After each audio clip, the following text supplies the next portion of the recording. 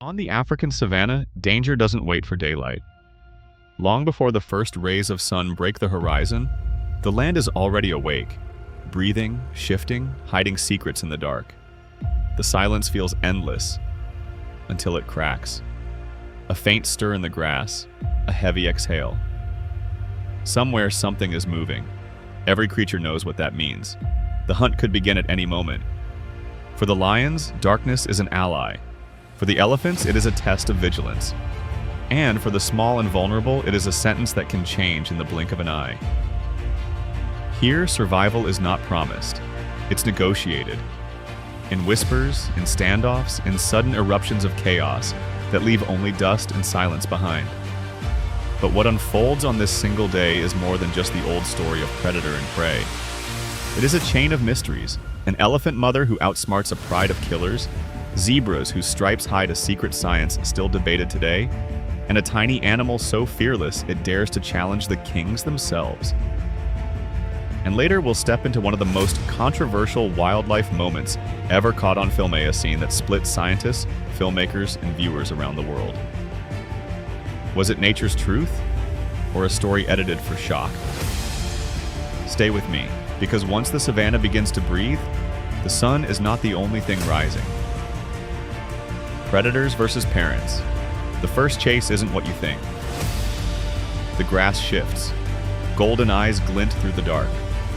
A pride of lions stalks silently, muscles coiled tight, waiting for the moment every hunter lives for. The stumble, the misstep, the weak one at the edge. Their target is not the swift antelope or the wary zebra. Tonight, their hunger is fixed on something far more ambitious. A young elephant. Small enough to separate. Vulnerable enough to kill. And if they succeed, it could feed them for days. The calf drifts just a few paces behind the herd. To a lion, that space is the thin line between safety and slaughter. They tighten their circle, shadows moving with quiet precision. The air itself feels like it's holding its breath. Then, without warning, the night explodes. A thunderous roar tears across the plains, the desperate cry of a mother who has seen the trap forming. Her trunk lashes the air like a whip, her massive frame charging forward to block the hunter's path. In that instant, the lions falter. Their perfect plan is undone. The calf presses against her legs, trembling but alive, shielded by a wall of flesh and fury. The lions snarl, pacing, looking for a gap. But there is none. Every step they make, she counters, every feint is met with power. To fight her now would mean broken bones, gored bodies, maybe death itself. Scientists say a lion's courage is legendary, but here even courage bends to wisdom. Because this mother is not just fighting for one life, she is fighting for her lineage, for the bloodline of giants that has walked this land for thousands of years. Minutes stretch, like hours. The pride prowls, circling, but the outcome is written. Reluctantly, they back away, hunger gnawing at their ribs. Tonight, they will go without. The calf is safe, for now. And the savanna has revealed its first secret, that in the dance between predator and prey, victory does not always belong to teeth and claws. Sometimes it belongs to those who simply refuse to let go. But the night's lesson is only the beginning. Because when dawn breaks, the waterhole becomes the stage, and what happens there will prove that survival isn't just about strength, it's about politics. Waterhole politics, quiet rules that keep everyone alive. As dawn creeps across the horizon, the savanna slowly shifts. The darkness peels back, revealing the stage where life and death bargains are struck. The waterhole. At first glance, it looks like peace. Buffalo, antelope, guinea fowl, even doves move side by side, bending their heads toward the same shallow pools. For a moment, predator and prey seem absent, and the world feels almost still. But this calm is an illusion, a fragile truce that can shatter at any sound. Every animal here knows the rules. The buffalo arrive in numbers, their heavy horns locked into a shield so impenetrable that even lions think twice. Behind them, calves huddle close, learning from their mothers when to move, when to stop, when to drink. The birds dart nervously between their legs, taking their sip in seconds before fluttering back into the safety of the flock. There's no official law written into this place, but the unspoken politics are absolute. The strong drink first, the cautious wait their turn. And the desperate? They risk everything because a waterhole is not just a sanctuary, it's a trap. Predators know this better than anyone. Lions, leopards, even crocodiles have turned watering spots into killing grounds, waiting for the thirst of others to outweigh their fear. A single mistake here is fatal. The zebra that lowers its head too long. The antelope that lets its ears relax for a heartbeat. The bird that drinks without a lookout. All of them can become prey in the blink of an eye. Yet day after day, they return. Because water is life, and to go without is to die slowly under the merciless heat. That's why every twitch, every glance, every rustle of grass is met with tense awareness. Even the elephants, towering giants with strength to crush anything in their path, approach the pool with caution. They know what lurks in the silence. To the human eye, it may look like animals simply drinking. But to those who watch closely, it's a silent negotiation. Who moves first? Who yields? Who dares? And in this uneasy parliament of the wild, one mistake can turn calm into chaos. But danger at the waterhole is not always the obvious kind. Sometimes, the savanna hides its most astonishing truths in the smallest details, like the mystery of the zebra's stripes, a puzzle that scientists and storytellers still argue about today. The mystery of stripes, science, myth, and survival. The herd appears like an army of moving shadows. Black and white stripes ripple across the golden grass, merging into a dizzying blur. To us, they are beautiful. To predators, they are maddening. Zebras are among the most recognizable animals on Earth, yet their stripes remain one of nature's most debated riddles. Are they camouflage? A form of communication? A defense against predators, or something stranger? For centuries, the Maasai people told a legend. Zebras were once pure white, glowing like the moon. But this beauty made them a target. So the gods burned black streaks across their coats, giving them shadows to disappear into. A story born from survival, and one that still echoes in the science of today. Because modern researchers have tested the stripes in ways that sound almost unbelievable. In experiments across Africa, scientists placed painted models of zebras in the savanna, some striped, some plain. The results were shocking. Flies and disease-carrying insects swarmed to the plain models, but avoided the striped ones.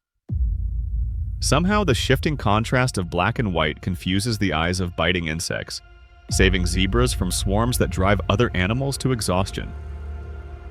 But the stripes serve another purpose. When zebras stand side by side, their patterns blur into a wall of flickering motion. To a lion, trying to isolate one target is nearly impossible. The stripes merge into chaos, a moving optical illusion that buys the herd precious seconds to escape. And predators know this. Many lions fail in their first attempts to bring down zebras, mistiming the chase, unable to choose a victim. Even leopards, the masters of stealth, find themselves betrayed by the shifting maze of stripes when the herd bolts. But here's the twist. Stripes aren't only about defense. Within a herd, each zebra's pattern is unique, like a fingerprint. Mothers recognize foals, stallions recognize rivals, and allies find each other again in the chaos of migration. Stripes are not just a shield, they are a name, an identity, a story written across the skin. So the mystery of the zebra is this. What looks like simple beauty is actually survival layered in science, legend, and strategy. A design so perfect it protects them from the smallest fly to the fiercest predator. But while stripes protect zebras, another creature on this land has no such disguise. Small, low to the ground, almost invisible, yet it carries a reputation so ferocious that even lions hesitate. The honey badger, and its story will make you question what true fearlessness really means. The honey badger, the fearless rebel of the savanna. If the zebra's survival lies in illusion, the honey badger's lies in defiance.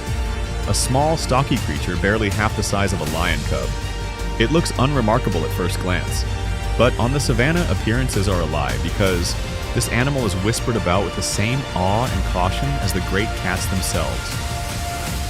The honey badger is fearless, and that's not an exaggeration. It's a documented fact. The Guinness World Records lists it as the most fearless animal alive. Stories of its confrontations are legendary. Lions twice its size have been slashed and driven back by this tiny beast. Leopards have lost their kills to it. Even hyenas, infamous for their boldness, give pause when they smell its presence. But why? How can something so small command so much respect? The answer is both brutal and brilliant. The honey badger has skin up to 6 millimeters thick, tough enough to withstand the fangs of lions and the stingers of swarming bees. Even a cobra's venom, which would kill most animals within minutes, often only knocks the honey badger unconscious. Hours later, it wakes, shakes itself, and resumes the fight as if nothing happened. Its claws are sharp, its jaws powerful, but its real weapon is audacity. Unlike prey that flees or predators that stalk, the honey badger charges. It attacks with wild unpredictability, going straight for sensitive spots, faces, throats, vital flesh. And that chaos forces predators much larger than it to reconsider. In Botswana, researchers watched a honey badger invade a lion's territory not once, but repeatedly. Even after being injured, it returned days later to challenge them again. In another case, a single badger raided beehives, enduring hundreds of stings just to feast on the honey it craved. And then there's one of nature's strangest partnerships, the honey badger and the honey guide bird. This small bird leads the badger to hidden hives. The badger rips them apart, feasts on honey and larvae, and leaves scraps behind for the bird. A savage alliance built on survival and opportunity. The Maasai have a saying, "God did not give the honey badger strength. He gave it the heart of a warrior." In a land where lions rule by power and elephants rule by memory, the honey badger rules by daring the impossible. Its lesson is stark. Fear is often the greatest predator of all. And when you strip fear away, even the smallest can rewrite the balance of power. But the savannah is not only shaped by courage and defiance. Some creatures rule not through chaos, but through wisdom, and none carry that burden more heavily than the elephants. For when the land grows dry and death creeps closer, their survival depends on memories older than any living human being. The memory keepers, elephants and the secrets of survival. When the rivers vanish and the earth cracks into lifeless scars, most creatures panic. But not the elephants. They walk, step by step, mile by mile, because within them lies something no predator can steal: memory. At the front of every herd is the matriarch, usually the oldest female.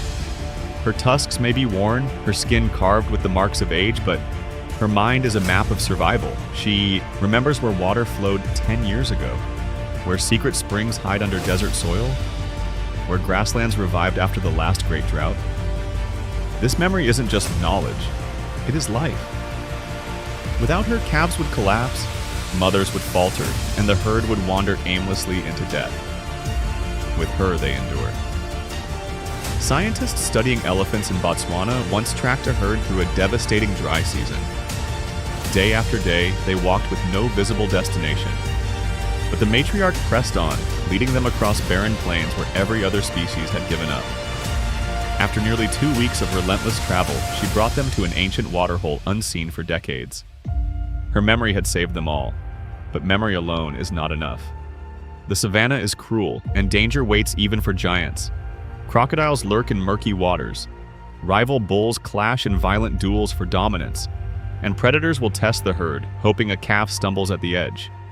Yet time and again, the elephants remind the world that unity is their greatest weapon. A circle of mothers will form an unbreakable wall around calves. A trumpet call will rally the herd. Even lions think twice before charging a fortress of giants. And there is something more, something that makes elephants unlike almost any other creature on Earth. They feel, deeply. They comfort their dying. They mourn their dead. They caress the bones of lost kin as if telling them, "You are remembered." The Maasai say that elephants are the guardians of memory, carrying not only the knowledge of water and land, but also the spirit of their ancestors. And in the hardest seasons, it is that memory, ancient, unyielding, that keeps their lineage alive. But while the elephants rely on memory, another army of creatures survives through sheer numbers, chaos, and the thunder of hooves. A migration so vast it shakes the very ground beneath them. And when they march, death itself rises from the rivers to greet them.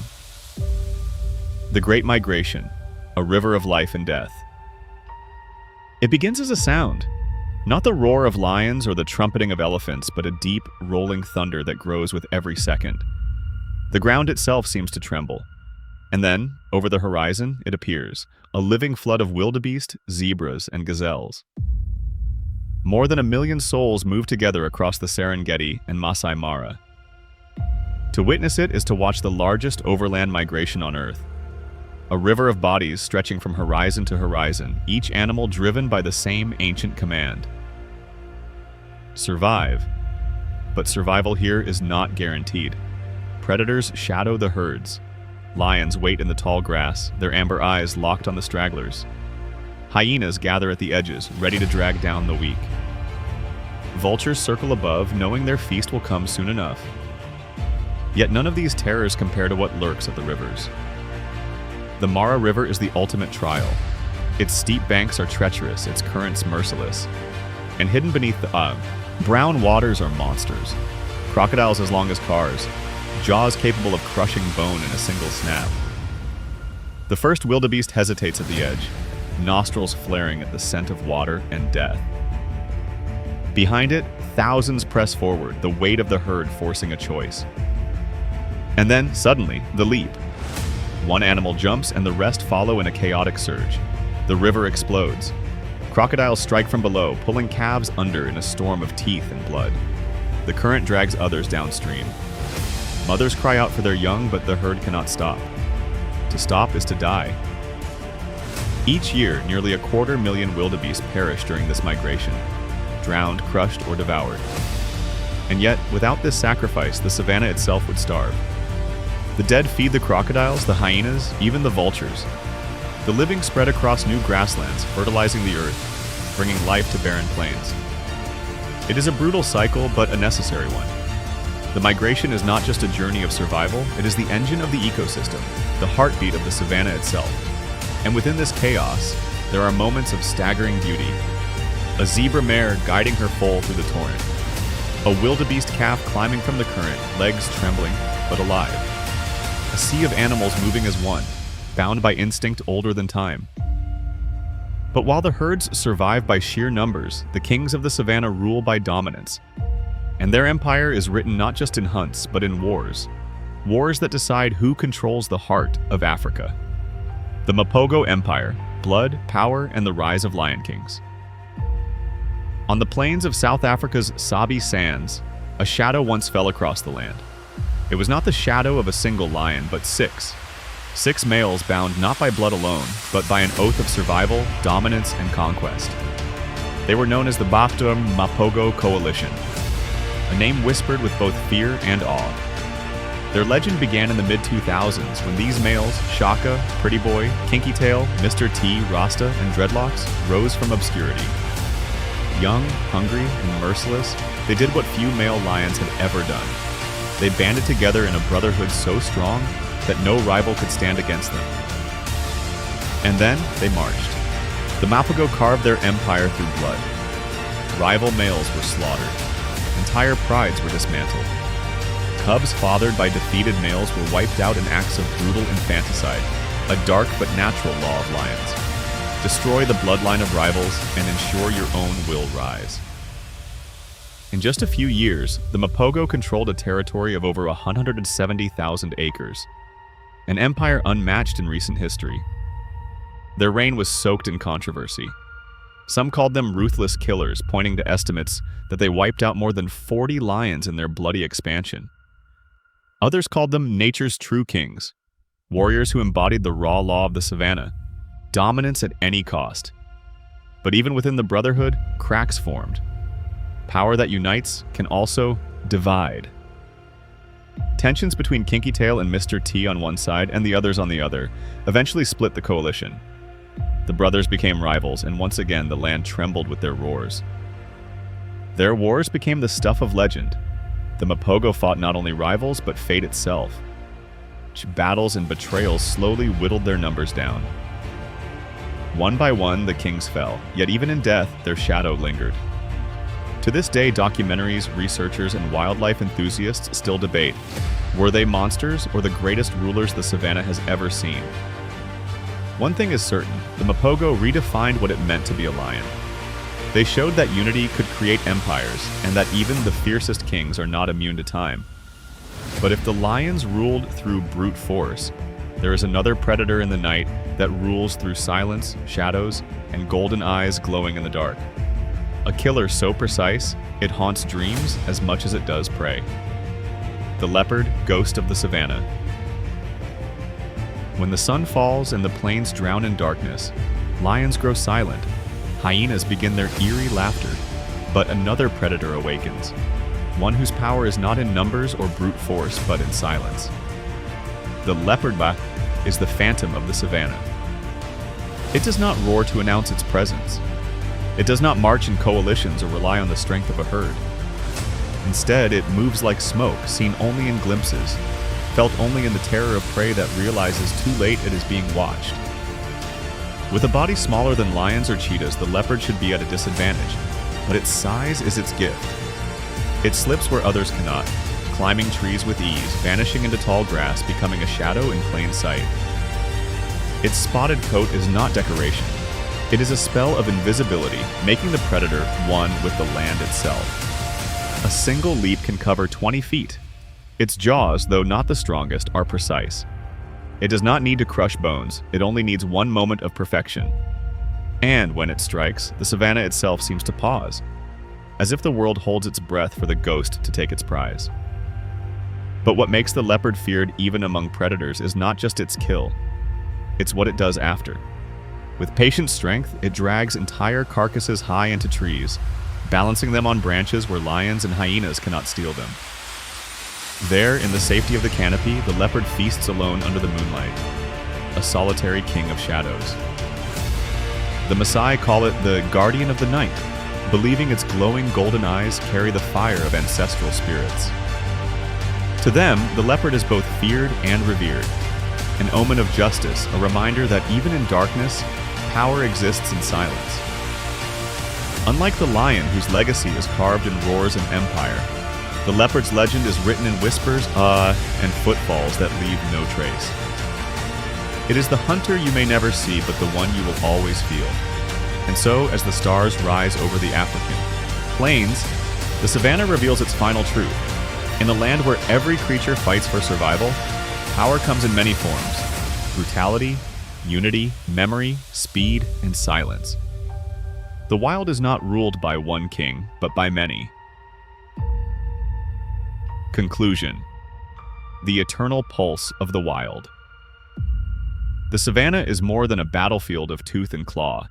It is a stage where every creature, from towering elephants to fearless honey badgers, plays a role in keeping balance. Lions carve empires through power.